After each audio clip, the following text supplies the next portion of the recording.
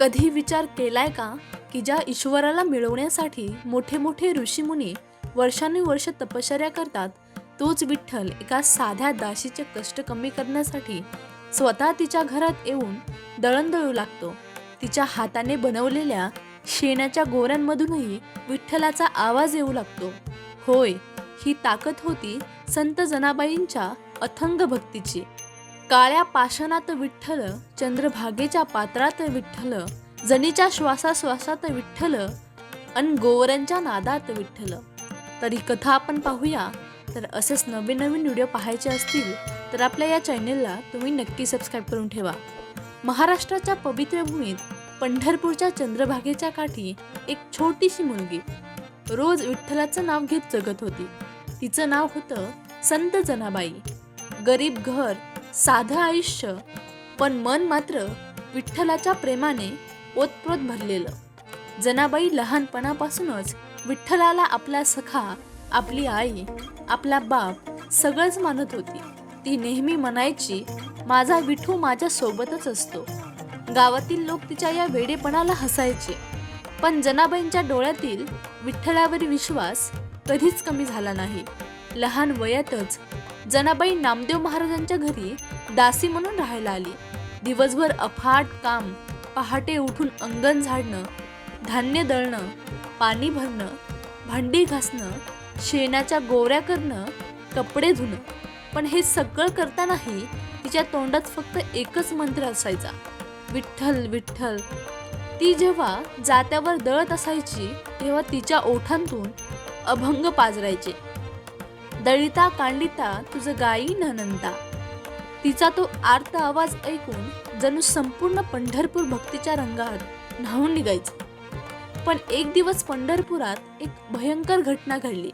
मंदिरातील विठ्ठलाच्या गळ्यातील अत्यंत मौल्यवान हार अचानक गायब झाला. संपूर्ण गावात खळबळ उडाली. पुजारी आणि गावकरी चोर शोधू लागले, पण हार कुठे सापडत नव्हता. काही लोकांच्या मनात आधीपासूनच जनाबाईंबद्दल मत्सर होता. ही साधी दासी असून विठ्ठल तिच्यावर इतकं प्रेम का करतो हे त्यांना सहन होत नव्हतं, आणि त्यांनी संधी साधून लगेच आरोप केला, हार जनाबाईनेच चोरला आहे. हे ऐकताच जनाबाईंच्या डोळ्यात अश्रू आले. ती हात जोडून व्याकुळतेने म्हणाली, मी विठ्ठलाची दासी आहे, मी चोरी कशी करीन. पण संतापलेल्या गर्दीने तिची आर्त हाक ऐकली नाही. त्या काळी मोठ्या गुन्ह्यांसाठी सुळावर चढवण्याची क्रूर शिक्षा दिली जायची. गावकऱ्यांनी आणि पुजाऱ्यांनी एकमताने ठरवलं, जनाबाईला सुळावर चढवा. संपूर्ण गाव तिच्या मागे निघालं. काही लोक शिव्या देत होते, काही तिची थट्टा करत होते, पण जनाबाईंच्या ओठांवर भीती नव्हती, तर फक्त एकच नाव होतं, विठ्ठला विठ्ठला. तिला त्या मोठ्या लोखंडी सुळाजवळ आणलं गेलं. आकाशात अचानक काळे ढग जमले. वारा जोरात वाहू लागला. जनाबाईंनी डोळे मिटले. तिच्या डोळ्यातून अश्रूचे पाट वाहू लागले आणि ती म्हणाली, विठ्ठला, जर माझी भक्ती खरी असेल तर आज मला वाचव. आणि तेवढ्यात एक अद्भुत चमत्कार घडला.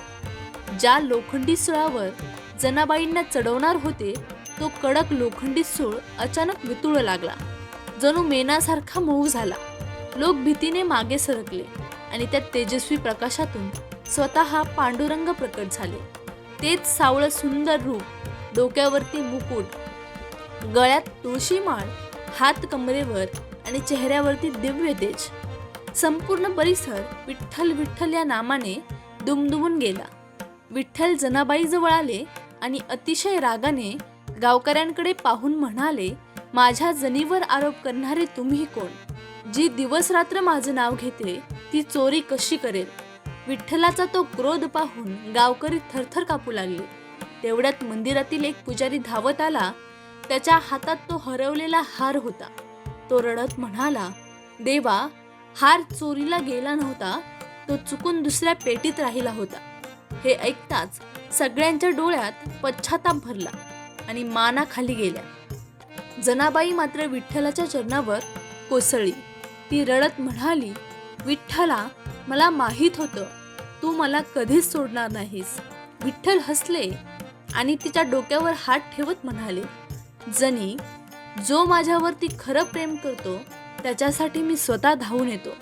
या घटनेनंतर विठ्ठल नेहमी जनीच्या मदतीला येऊ लागले. कधी तिचं दळण दळायला तर कधी तिचे कष्ट हलके करायला. असाच एक दिवस पंढरपुरात सकाळची वेळ होती. जनाबाई नेहमीप्रमाणे अंगणात शेणाच्या गोवऱ्या थापत होती. हात शेणाने माखलेले होते. अंगावरती साधी साडी होती, पण ओठांवर मात्र अखंड विठ्ठल नाम होतं. ती प्रत्येक गोवरी थापताना प्रेमाने म्हणत होती, विठ्ठल विठ्ठल. तिच्या आजूबाजूला गावातील इतर बायका सुद्धा गोवऱ्या थापत होत्या. सगळ्यांच्या गोवऱ्या उन्हात वाळत पडल्या होत्या. थोड्या वेळाने जेव्हा गोवऱ्या उचलायची वेळ आली तेव्हा एक बाई जनाबाईंवर ओरडली, अगं जनी, या गोवऱ्या माझ्या आहेत, तू का घेऊन चालली आहेस?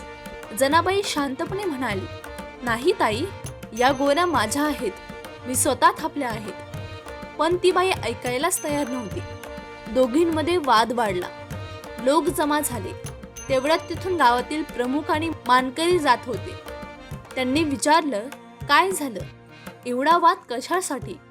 ती दुसरी बाई म्हणाली, महाराज, या गोवऱ्या माझ्या आहेत, पण ही जनाबाई खोटं बोलून त्या घेऊन चालले आहे. जनाबाईंच्या चेहऱ्यावर दुःख होतं, पण विठ्ठलावरचा विश्वास अढळ होता. गावातील प्रमुखांनी विचारलं, आता कसं ओळखायचं कोणाच्या गोवऱ्या कोणत्या? क्षणभर तिथे शांतता पसरली आणि तेवढ्यात जनाबाई शांतपणे पुढे आली, हात जोडले आणि म्हणाली, ज्या गोवऱ्यांमधून विठ्ठल विठ्ठल असा आवाज येईल त्या गोवऱ्या माझ्या. हे ऐकून लोक हसू लागले. अगं जनी, गोवऱ्या कधी बोलतात का? पण गावातील प्रमुखांनी एक गोवरी उचलली आणि कानाजवळ नेली आणि क्षणात त्यांच्या चेहऱ्यावरचे भाव बदलले. कारण त्या निर्जीव गोवरीतून अगदी स्पष्ट आणि मंद आवाज येत होता, विठ्ठल विठ्ठल विठ्ठल. सगळे थक्क झाले. त्यांनी दुसरी, तिसरी अशा अनेक गोवऱ्या कानाजवळ घेतल्या आणि प्रत्येक गोवरीतून फक्त विठ्ठलाचंच नाव ऐकू येत होतं. संपूर्ण परिसर स्तब्ध झाला. लोकांच्या डोळ्यात अश्रू आले आणि त्यांनी जनाबाईंच्या पायांवर डोकं ठेवलं. ती दुसरी बाई सुद्धा लाजेने खाली मान घालून उभी राहिली. तेवढ्यात एक वृद्ध माणूस भावूक होऊन म्हणाला, ही साधी स्त्री नाही, हिच्या श्वासात विठ्ठल आहे. म्हणूनच हिच्या हाताने बनलेल्या गोरांतूनही विठ्ठलाचं नाव येत आहे. जनाबाईंच्या डोळ्यातून आनंदाश्रू वाहत होते, कारण तिचा विठू पुन्हा एकदा तिच्यासाठी धावून आला होता. संत जनाबाईंची ही कथा आपल्याला शिकवते की देवाला मिळवण्यासाठी पैशाची, मोठ्या महालाची किंवा भपकेबाज पूजेची गरज नसते. देवाला भूक असते ती फक्त एका निरागस मनाची आणि अथांग प्रेमाची. जेव्हा तुमची भक्ती खरी असते ना, तेव्हा हा विधाता, हा जगाचा पोशिंदा देखील तुमचे कष्ट उपासण्यासाठी स्वतः धावून येतो. चला तर मग आपणही आपल्या मनात तिची भक्ती जागूया आणि प्रेमाने म्हणूया, पुंडलिक वरदे हरी विठ्ठल, श्री ज्ञानदेव तुकाराम, पंढरीनाथ महाराज की जय. जरी कथा तुम्हाला आवडली असेल तर तुम्ही कमेंटमध्ये नक्की सांगा. आणि असेच नवीन नवीन व्हिडिओ पाहायचे असतील तर परमात्मा कथासागर या चॅनलला तुम्ही नक्की सबस्क्राईब करून ठेवा. आणि कमेंटमध्ये नक्की सांगा की तुम्हाला पुढची कथा कोणती हवी आहे. तर पुन्हा भेटूया एका नवीन व्हिडिओमध्ये. तोपर्यंत रामकृष्ण हरी.